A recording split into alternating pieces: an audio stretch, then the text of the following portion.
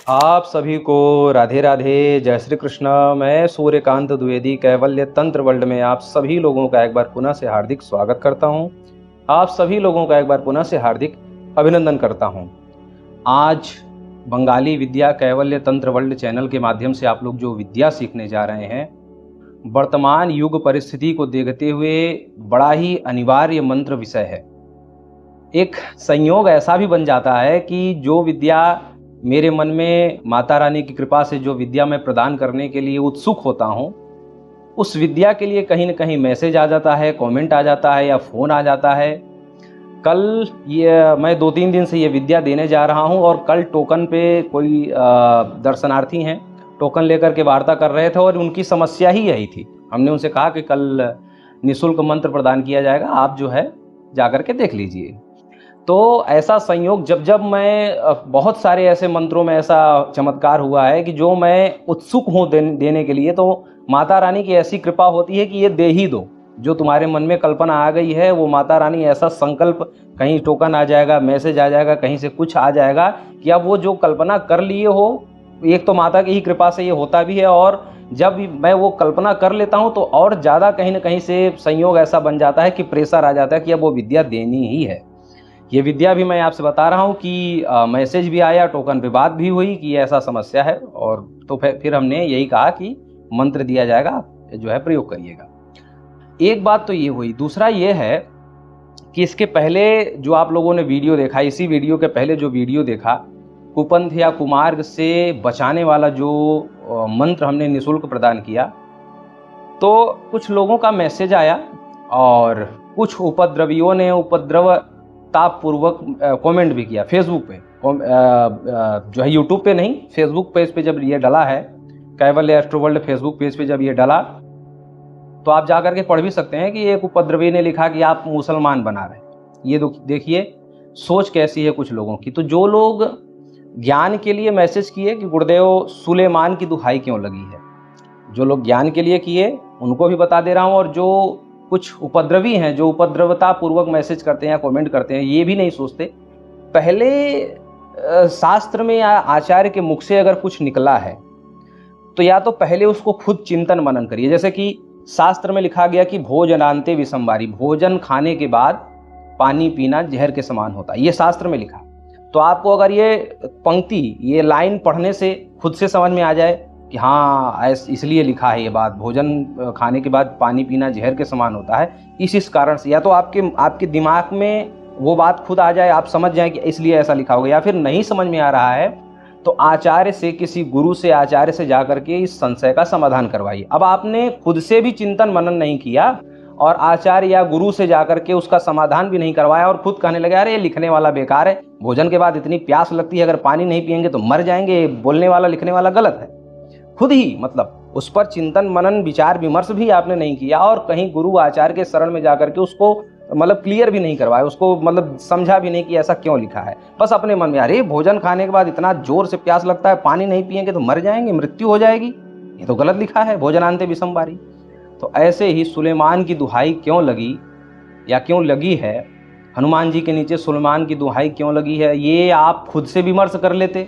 लेकिन आपकी बुद्धि तो इतनी, मतलब जो टिप्पणी गलत की है उनकी बात बता रहा हूँ, जो शिष्य की तरह समाधान पाने आए हैं उन लोगों के लिए तो मैं समझाऊंगा ही, लेकिन जो अभद्र टिप्पणियां कर देते हैं कभी कभी, एक दो ही है, ज़्यादा नहीं, बाकी तो सब लोग जानते हैं कि हम कभी गलत विद्या नहीं देते।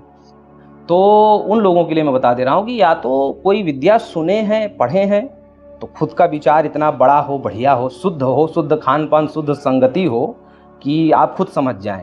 बहुत सी ऐसी बात है जो हम लोग गुरुजी बोलते हैं, संशय आता है तो उसको अपने विचारों से ही समझ लेते हैं। गुरुजी तक हम लोग वो बात जो है समाधान करवाने के लिए नहीं जाते हैं। गुरुजी का अनायास समय व्यर्थ नहीं करवाते हैं। जो बहुत ज़्यादा नहीं समझ में आता है वो फिर गुरुजी से समाधान करवाते हैं, लेकिन गुरु वाक्य पर भरोसा पूरा रहता है कि गुरुजी ने कहा है तो ये सही जरूर होगा। हाँ, हमारी बुद्धि वहां तक नहीं पहुंच पा रही, इसलिए अपनी बुद्धि से समाधान करिए, नहीं तो गुरुजी से ही समाधान करवाइए। गुरु वाक्य या आचार्य वाक्य पर संशय वही लोग करते हैं जिनका खान पान शुद्ध नहीं, जिनकी संगति शुद्ध नहीं है। तो ऐसे ही कुछ बुरी संगति वाले लोग, जिनका खान पान या संगति शुद्ध नहीं है, वही लोग ये एक आध दो कमेंट करते हैं। बाकी तो सब लोगों ने प्रश्न किया, केवल जैसे गुरुजी से समाधान प्राप्त किया जाता है संशय आने, तो वैसे लोगों ने प्रश्न किया। तो मैं बता दे रहा हूं कि हनुमान जी के नीचे सुलेमान की दुहाई कोई बड़ी बात नहीं है। सुलेमान जो हजरत सुलेमान है वो अपने 70 परिकर यानी कि 70 लोग जो सुलेमान जी के परिकर हैं वो हनुमान जी के भक्त हैं, हनुमान जी के सेवक हैं। बहुत लोग ये बात कथा सुने होंगे कि पीर बाबा या हनुमान जी की सेवा कर रहे हैं, तो ये जो 70 सुलेमानों का एक गण है, एक यूथ है, ये हनुमान जी के भक्त हैं, हनुमान जी के सेवक हैं।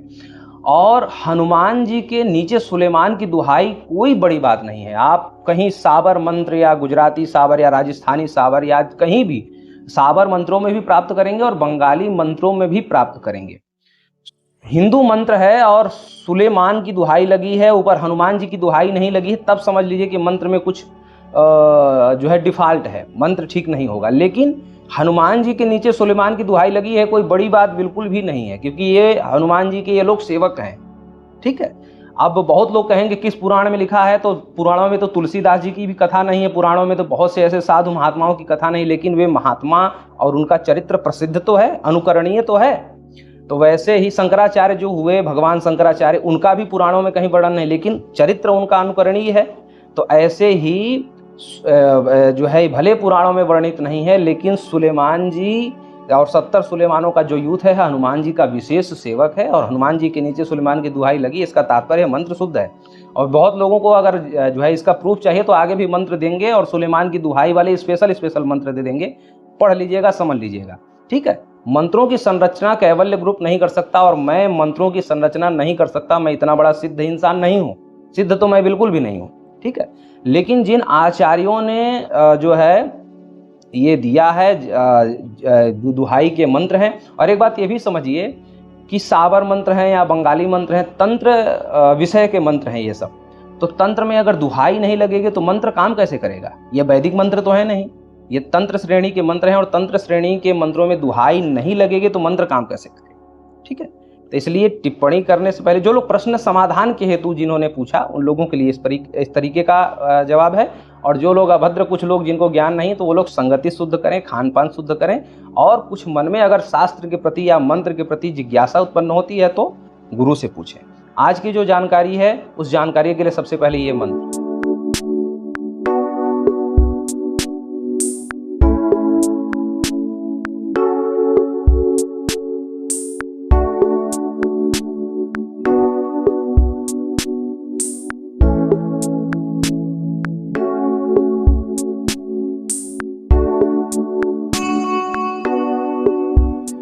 मंत्र आप लोगों ने देखा, ये मंत्र किस लिए है पहले तो वो बता दो, फिर मंत्र की व्यवस्था बताऊंगा। धन लेने के लिए ये मंत्र है, धन लेने के लिए।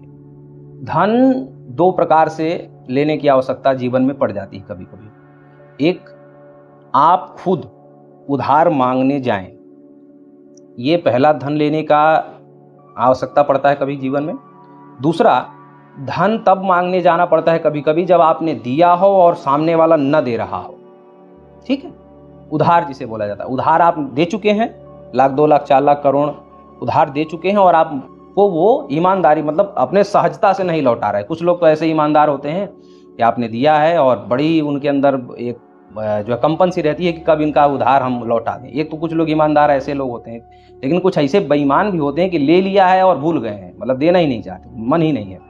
तो दो प्रकार से आपको पैसा, मुद्रा मांगने की जरूरत पड़ती है जीवन में। तो ये दोनों ही प्रकार का जिस व्यक्ति से आप पैसा लेना चाहते हैं, मतलब आप स्वयं भी किसी धनाढ़ व्यक्ति से उधार लेना चाहते हैं, और धनाढ़ ही क्यों, बैंक वगैरह से लोन वगैरह, कार लोन, गृह लोन, आजकल ऐसे तमाम प्रकार के चले हैं। अगर आप चाहते हैं कि कोई मैनेजर आपके अच्छे कागजात होने के बाद भी कुछ घूस वगैरह के चक्कर में या कुछ जो है ऐसे जो है आपको छोटा मोटा समझ करके, आप कागजात अच्छे हैं, आपका क्रेडिट वगैरह अच्छा है, आप सरकार के नज़र में आप अच्छे इंसान हैं, मतलब सरकार के हिसाब से आपके सारे कागजात पूर्ण हैं, लेकिन फिर भी मैनेजर की कुछ बदतमीजी या बुरी हरकतों से आपको लोन नहीं मिल रहा, एक तो उसके लिए, और जो है एक सामान्य अगर आप किसी धनाढ़ व्यक्ति से आप कर्ज लेना चाहते हैं या मांगना चाहते हैं, उधार लेना चाहते हैं, उसके लिए भी, और आपने कर्ज दे रखा है उसके लिए भी, तीनों के लिए प्रक्रिया एक ही है। क्या करना है, जिस दिन आपको कर्ज लेने जाना है, मतलब अच्छा, एक चीज़ और बता दूं, ज्योतिष के अनुसार, ये तांत्रिक विद्या के अनुसार नहीं, ज्योतिष के अनुसार मंगलवार और बुधवार को लेन देन का काम नहीं करना चाहिए। ये ऐसे ही समझ लीजिए, ये ज्योतिष का विज्ञान है और ये परम सत्य है। जो इस विज्ञान को नहीं मानता है वो कहीं ना कहीं धोखे में हो जाता है।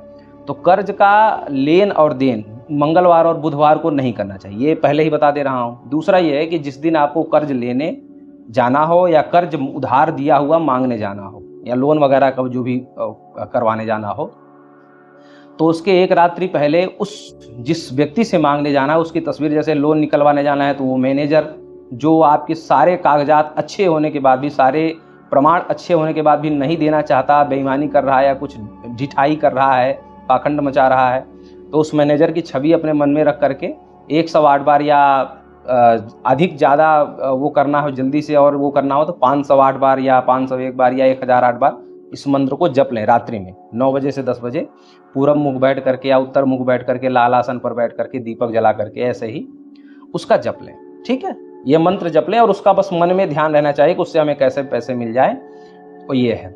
दूसरा, आप जो है सबके लिए ही है, मतलब उधार लेने जा रहे हैं या बैंक में जा रहे हैं, किसी धनाढ्य से लेने जा रहे हैं, तो सबके लिए यही उसका मन में छवि बसा करके ये कर लें। और दूसरा ये है कि जब आप सुबह सुबह अगले दिन स्नान करके पवित्र होकर के जब आप घर से निकलेंगे तो आप उस समय से मंत्र मन में जपना है, मतलब मुंह से नहीं बोलना है। एक रात पहले जो जपेंगे उसमें मुंह से भी उच्चारण होना चाहिए। 108 बार जप रहे हैं, रुद्राक्ष की माला ले लीजिए या चना के दाने या गेहूं के दाने या चावल के दाने से भी 1008 बार गिनती कर सकते हैं या 108 बार गिनती कर सकते हैं।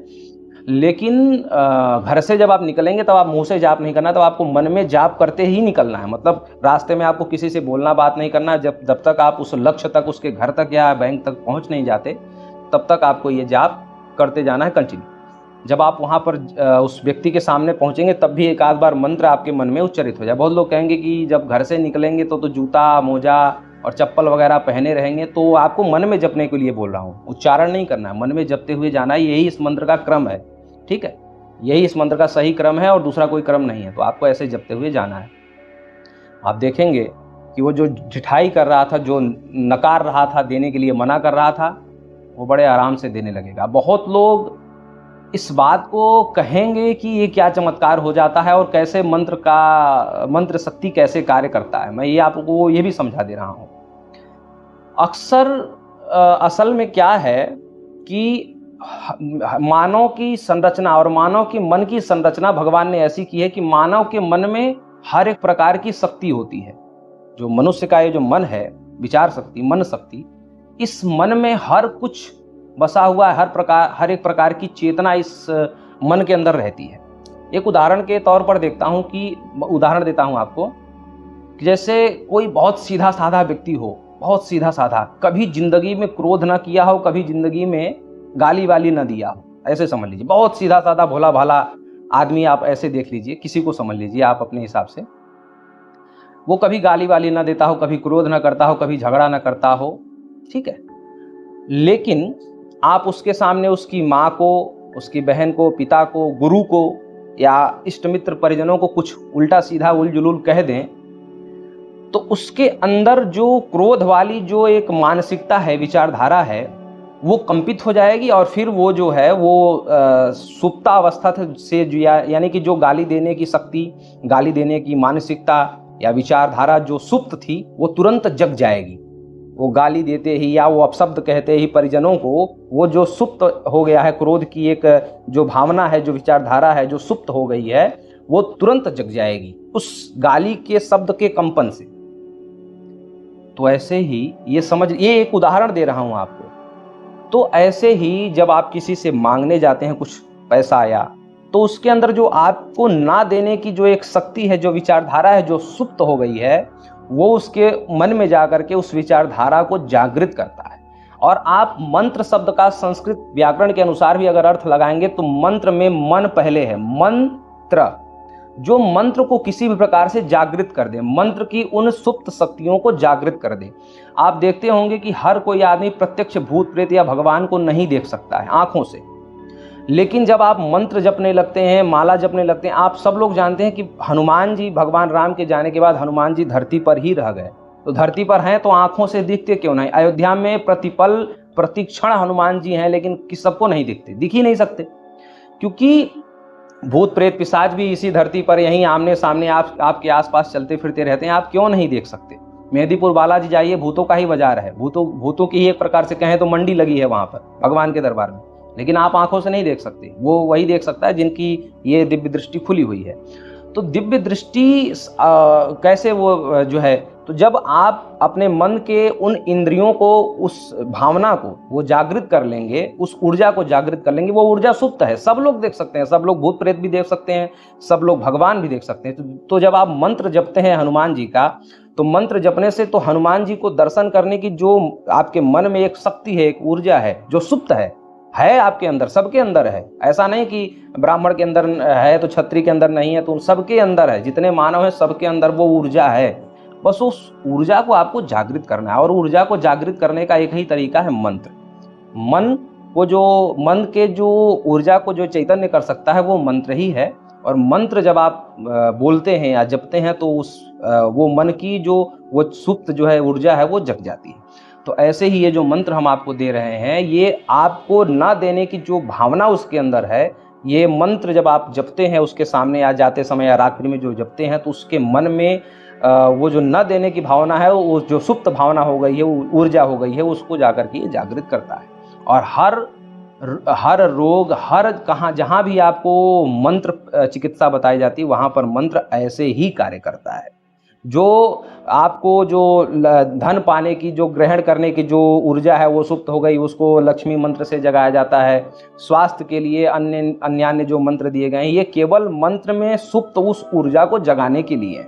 ठीक है, तो ऐसे मंत्र कार्य करता है। तो जब आप मांगने जाएंगे, तो जब आप इसका प्रयोग करेंगे, तो वो उसके अंदर जो सुप्त ऊर्जा है वो जागृत हो जाती है, और फिर वो आपको देने के लिए बाध्य हो जाता है। ये प्रैक्टिकल करके देखिएगा। बहुत सारे मंत्रों का चमत्कार हमने चैनल पर डाला है, ग्रुप में डालते रहते हैं, आप लोग जाकर के देख सकते हैं। फिर मिलते हैं किसी ज्ञानात्मक चर्चा के साथ। राधे राधे।